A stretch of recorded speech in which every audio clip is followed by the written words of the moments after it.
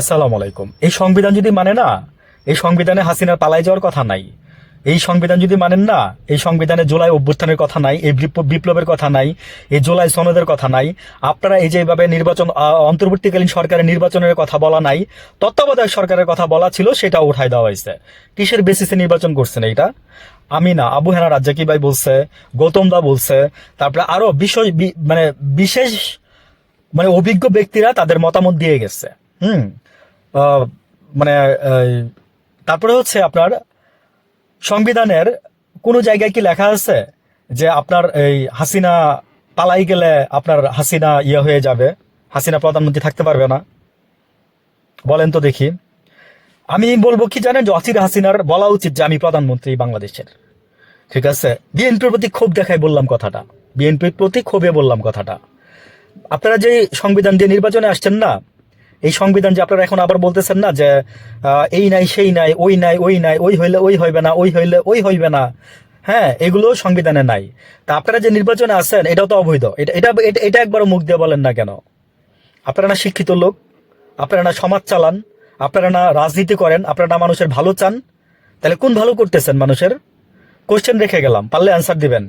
চুপ্পুকে যদি বৈধ মানেন, তাহলে এই মানে 5ই আগস্টের পরে 70% যে মানুষ ভোট দিচ্ছে, সেটাকে আপনার বৈধ মানতে হবে।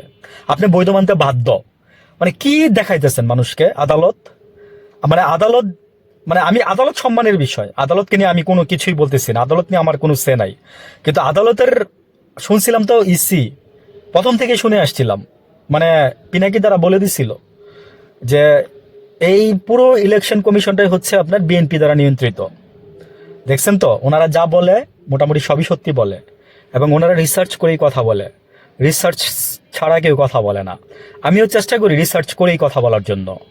একজন উপদেষ্টাদের বেতন 1,65,000 টাকা করে, ধরেন আরো টিএ দিয়ে ভাতা টাতা মিলায় প্রায় 2 লাখ টাকার কাছাকাছি করে এক একজন উপদেষ্টা বেতন নিয়ে গেছে আজকে 1.5 বছরে।